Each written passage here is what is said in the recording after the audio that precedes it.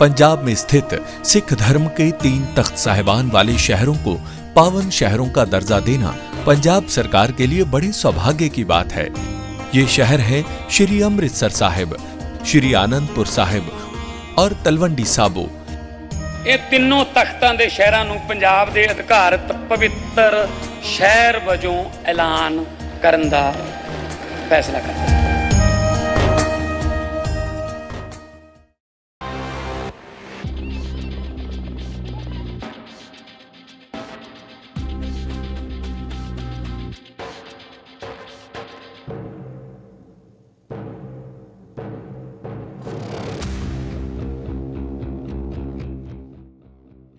Caracas Venezuela की राजधानी, रात का सन्नाटा, चारों तरफ अंधेरा और इसी खामोशी में इतिहास की सबसे चौंकाने वाली सैन्य कार्रवाई अंजाम दी जा रही थी। जिस राष्ट्रपति को अपनी सुरक्षा पर इतना भरोसा था कि वो खुद को अजय समझ बैठा था, जिस महल को अभेद किला कहा जाता था, जहां 2000 से ज्यादा सुरक्षा कर्मी हर पल तैनात रहते थे, वहीं उस रात अमेरिका की सबसे खतरनाक सेना ने स्टील बैरियर तोड़कर राष्ट्रपति के बेडरूम तक पहुंचने का दावा किया। दरअसल हम बात कर रहे हैं वेनेजुएला के राष्ट्रपति निकोलस मादुरो की और उस ऑपरेशन की जिसे खुद डोनाल्ड ट्रंप ने हॉलीवुड फिल्म से भी तेज और सटीक बताया।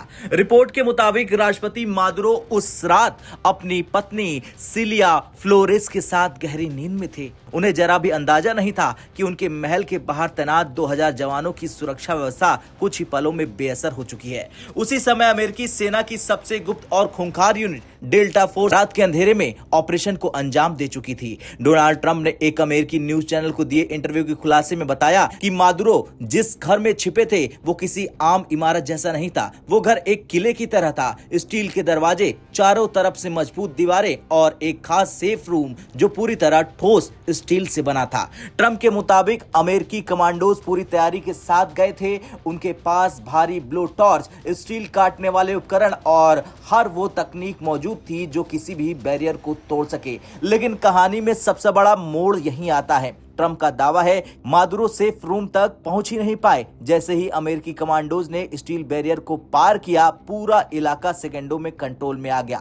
वो उस सुरक्षित कमरे की ओर भागने की कोशिश कर रहे थे, लेकिन उन्हें इसी तेजी से घेर लिया गया और उन्हें मौका ही नहीं मिला। यानी जिस स्टील की दीवारों पर मादुरो को सबसे ज्यादा भरोसा था, वो भरोसा उनके किसी काम नहीं आया। रिपोर्ट के अनुसार अमेरिकी कमांडोज सीधे राष्ट्रपति के बेडरूम तक घुस गए। दरवाजा तोड़ा गया, लाइट जली और नींद में सो रहे राष्ट्रपति को संभलने का मौका तक नहीं मिला। दावा किया गया कि मादुरो और उनकी पत्नी पूरी तरह स्तब्ध रह गए, चौंक गए। कुछ ही पलों में राष्ट्रपति को बेडरूम से घसीटकर बाहर निकाला गया। बाहर तैनात हजारों सुरक्षा कर्मी कुछ नहीं कर पाए। इसके बाद की कहानी और भी चौंकाने वाली है। मादुरो को तुरंत हेलीकॉप्टर में बैठाया गया, वेनेजुएला की सीमा से बाहर ले जाया गया, फिर उन्हें एक सैन्य जहाज पर ट्रांसफर किया गया जो सीधे न्यूयॉर्क की ओर पड़ गया। डोनाल्ड ट्रंप के मुताबिक पूरा ऑपरेशन इतनी तेजी से हुआ कि मादुरो को बचने का कोई रास्ता नहीं मिला।